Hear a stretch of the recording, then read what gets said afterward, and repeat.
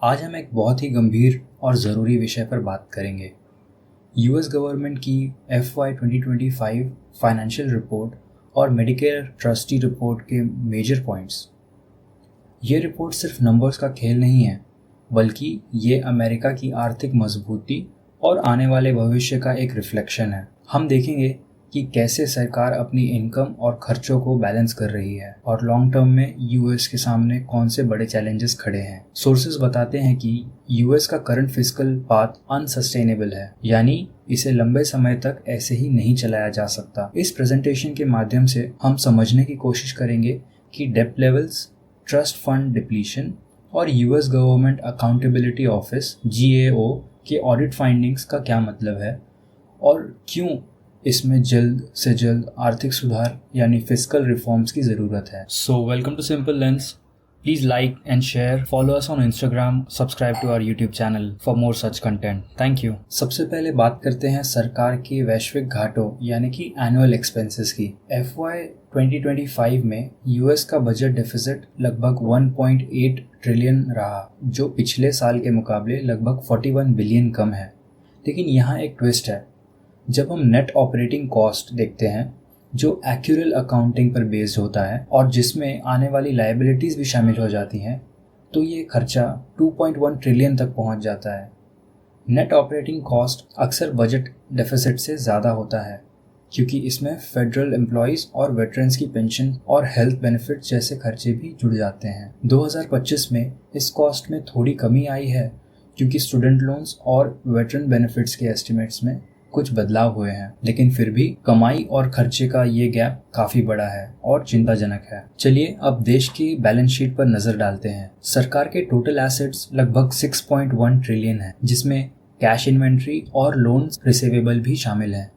लेकिन इसके मुकाबले टोटल लायबिलिटी 47.8 ट्रिलियन डॉलर्स है। इसका सीधा मतलब ये है कि हमारी नेट पोजीशन नेगेटिव 41.7 ट्रिलियन है। सबसे हैरानी की बात यह है कि लायबिलिटीज एसेट के लगभग 8 गुना ज़्यादा है। इन लायबिलिटीज में सबसे बड़ा हिस्सा फेडरल डेट और इंटरेस्ट का है, जो लगभग 30.3 ट्रिलियन है। इसके अलावा फेडरल एम्प्लॉयज़ और वेटरन्स के बेनिफिट्स के लिए 15.5 ट्रिलियन की लायबिलिटी भी लाइन में खड़ी है। ये डेटा दिखाता है कि बैलेंस शीट के हिसाब से देश एक काफ़ी मुश्किल मोड़ पर खड़ा है। डेट टू GDP रेशियो एक ऐसा इंडिकेटर है जो बताता है कि देश अपने उधार को चुकाने की कितनी क्षमता रखता है। 2025 के अंत में ये रेशियो 99% था, यानी हमारा डेट लगभग हमारी पूरे साल की इकोनॉमी के बराबर है। लेकिन प्रोजेक्शंस और भी चिंताजनक हैं। अगर करंट पॉलिसीज नहीं बदली गई तो ये रेशियो 2048 तक 200% और साल 2100 तक 576% तक जा सकता है। एक्सपर्ट्स के अनुसार ये अनसस्टेनेबल है, क्योंकि इतना डेट यूएस इकोनॉमी को स्लो कर सकता है और आने वाली पीढ़ियों पर बहुत ज़्यादा कर्ज बन सकता है। इसका मतलब है कि फ्यूचर जनरेशन्स का भविष्य को आज के खर्चों के लिए गिरवी रखा जा रहा है और इसे रोकने के लिए तुरंत एक्शन की ज़रूरत है। मेडिकेयर पार्ट ए यानी हॉस्पिटल इंश्योरेंस का फंड की हालत काफ़ी नाजुक है। प्रोजेक्शंस के अनुसार ये फंड साल 2033 तक डिप्लीट यानी कि ख़त्म हो सकते हैं। इस डिप्लीशन का डेट का मतलब ये नहीं कि मेडिकेयर बंद हो जाएगा, बल्कि इसका मतलब ये है कि उसके बाद इनकम टैक्स रेवेन्यू से सिर्फ 89% शेड्यूल्ड बेनिफिट्स ही पे होंगे। पिछले साल के कंपैरिजन में ये डिप्लीशन डेट 3 साल पहले आ गई है, जिसका मुख्य कारण है हॉस्पिटल और हॉस्पिस सर्विसेज में बढ़ता हुआ खर्चा। सोर्सेज बताते हैं कि 2027 से ही हॉस्पिटल इंश्योरेंस टैक्स इनकम खर्चों से कम होने लगेगी। अगर इसे जल्द ही रिफॉर्म नहीं किया गया तो बेनिफिट्स में कटौती या टैक्स में बड़ी बढ़ोतरी जैसे ऑप्शंस ही बचेंगे। मेडिकेयर पार्ट बी और पार्ट डी को सप्लीमेंट्री मेडिकल इंश्योरेंस कहा जाता है। ये टेक्निकली हमेशा सॉल्वेंट रहते हैं, क्योंकि इनकी फंडिंग हर साल प्रीमियम्स और जनरल रेवेन्यू ट्रांसफर से रीसेट की जाती है, ताकि सारे खर्चे कवर किए जा सकें। लेकिन असली प्रॉब्लम इनकी ग्रोथ रेट में है। इनके खर्चे यूएस इकोनॉमी यानी GDP से कहीं ज़्यादा है। इनके खर्चे यूएस इकोनॉमी यानी GDP से कहीं ज़्यादा तेज़ी से बढ़ रहे हैं।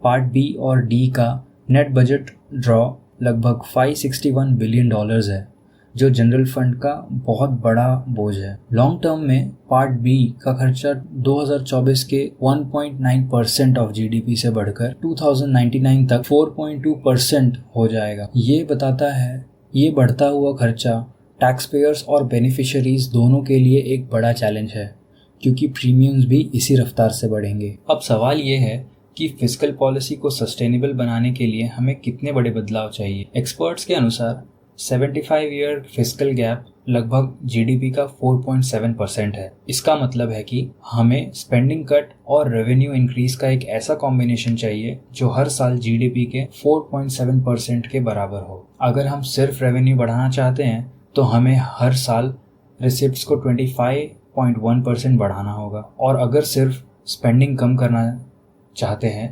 तो नॉन इंटरेस्ट स्पेंडिंग में 20.7% की कटौती करनी होगी। ये कोई आसान काम नहीं है और इसके लिए बहुत कड़े फैसले लेने होंगे ताकि देश की आर्थिक नींव को फिर से मजबूत किया जा सके। क्या आपने सोचा है कि सरकार का पैसा जाता कहाँ है? सरकार का टोटल नेट कॉस्ट का 93% हिस्सा सिर्फ 6 मेजर एजेंसीज और इंटरेस्ट पेमेंट को जाता है। सबसे बड़ा खर्चा department of health and human services का है, जो टोटल कॉस्ट का 26% है, मेनली मेडिकेयर और मेडिकेड की वजह से। इसके बाद सोशल सिक्योरिटी एडमिनिस्ट्रेशन का नंबर आता है, जो 23% खर्चा कवर करता है। डिपार्टमेंट ऑफ डिफेंस का हिस्सा 17% है। एक बहुत ही अलार्मिंग पॉइंट ये है कि इंटरेस्ट ऑन डेट अब टोटल कॉस्ट का 13% हो चुका है, जो 2025 में बढ़कर 987 बिलियन हो गया है। जब इंटरेस्ट का बोझ इतना बढ़ जाता है तो दूसरे ज़रूरी कामों के लिए बजट कम पड़ने लगता है, जो देश की ग्रोथ के लिए एक बड़ा खतरा बन जाता है। एक बहुत ही इम्पॉर्टेंट और अलार्मिंग रिपोर्ट जो US government accountability office GAO की तरफ से आई है। GAO ने फेडरल गवर्नमेंट के फाइनेंशियल स्टेटमेंट पर डिस्क्लेमर ऑफ ओपिनियन दिया है, और ऐसा पिछले 28 सालों से हो रहा है। इसका मतलब है कि इंटरनल कंट्रोल की कमियों और मटेरियल वीकनेस और मेडिकेयर प्रोजेक्शंस की अनसर्टेनिटी की वजह से GAO इन नंबर्स की एक्यूरेसी की गारंटी नहीं ले सकता। डिपार्टमेंट ऑफ डिफेंस में फाइनेंशियल मैनेजमेंट की गंभीर समस्याएं हैं और इम्प्रॉपर पेमेंट्स का भी एक बड़ा इशू है। FY 2025 में इम्प्रॉपर पेमेंट्स बढ़कर 186 बिलियन हो गए हैं। ये दिखाता है कि यूएस को अपने फाइनेंशियल रिपोर्टिंग में और मैनेजमेंट सिस्टम में और भी ट्रांसपेरेंट और अकाउंटेबिलिटी लाने की ज़रूरत है। इन समरी, यूएस गवर्नमेंट एक ऐसे रास्ते पर है जो फाइनेंशियली सस्टेनेबल नहीं है। बढ़ता हुआ डेट, ट्रस्ट फंड्स का डिप्लीशन और ऑडिटिंग चैलेंजेस यूएस को एक बड़े फिस्कल कैटास्ट्रॉफी की तरफ इशारा कर रही है। लेकिन अभी भी वक्त है। जितनी जल्दी यूएस गवर्नमेंट रिफॉर्म्स लाएगी, उतना ही ग्रेजुअल और आसान बदलाव पॉसिबल होगा। यूएस को हेल्थ केयर कॉस्ट को कंट्रोल करने, सोशल सिक्योरिटी को सॉल्वेंट बनाने और बजट मैनेजमेंट में बड़े बदलाव लाने की ज़रूरत है। ये यूएस के नेशनल कैरेक्टर का टेस्ट है कि क्या यूएस के चैलेंजेस को सॉल्व करके आने वाली जनरेशन्स को एक मजबूत और खुशहाल देश दे पाते हैं या नहीं।